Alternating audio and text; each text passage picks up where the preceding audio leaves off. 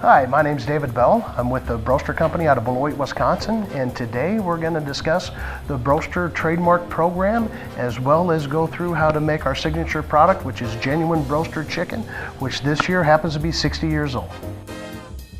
What sets us apart is we're a trademark, we are not a franchise. With that said, we try to give you the feel and texture of a franchise. We have the on-site store training. We have all the point of sale to help you pull that product through.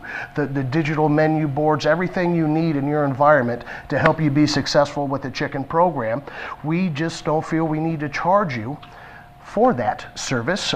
We feel we'll teach you how to serve the best products going, and we'll come along for all the breading and marinades and boxes you sell. We don't need to charge you % of your gross to make you successful. With that said, I'm going to jump right into the demo of our genuine Broaster chicken. There are two ways to source your fresh chicken for the genuine Broaster product. The first one is just to order a standard 8-piece cut from your local vendor. The product will come into 8 pieces. What you will need to do is get a marinating vat. I have vats that can hold up to 400 pieces. I have customers that actually marinate in 5-gallon pickle pails. Your volume is going to dictate your need on this. But when your fresh chicken comes in, we're going to want to clean and trim it. In cleaning and trimming, we want to grab each piece, give it a visual inspection.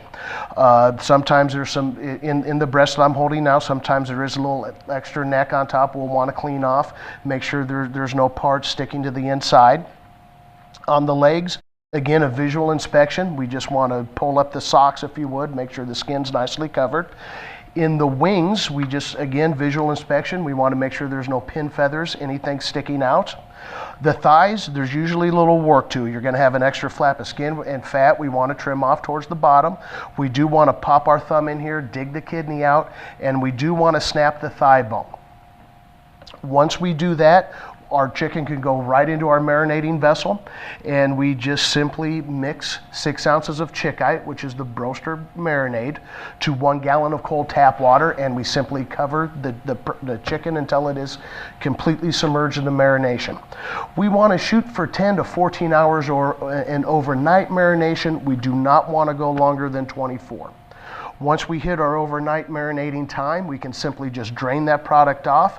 At that point, we will simply cover it in an airtight vessel until we're ready to bread the product. The second way to do genuine Broaster chicken, in local markets, we align ourselves with local poultry producers to do a pre-marinated product in our taste profile. I'm in Minnesota today. In this neck of the woods, we have partnered with Golden Plump. Golden Plump makes a product called Chickeye Plus for us. Again, Chickeye's the name of our marination. What's also nice about the Golden Plump product is it is already cleaned and trimmed.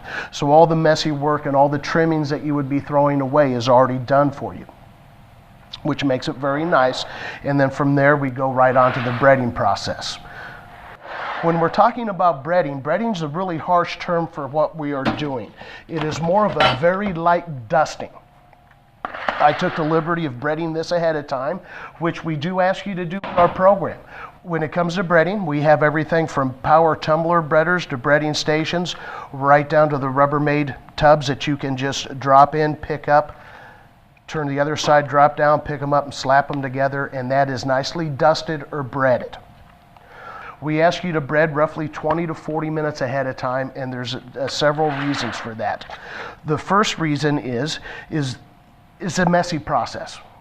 You might as well get it over in your prep instead of worrying about it every time you need to cook a load and trying to bread and drop.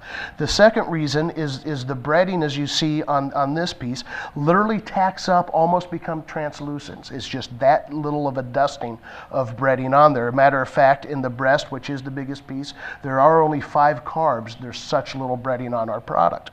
But you can see it tack up. That's good for a couple reasons as well. Now, not only did our marination flavor the protein or the meat to the bone, it is actually driving the taste profile of the breading now. So it has seeped through and flavored the breading. Also, with the breading tacked up like this, we get very little fall off during the cooking process. So we're promoting longer shortening life as we're cooking.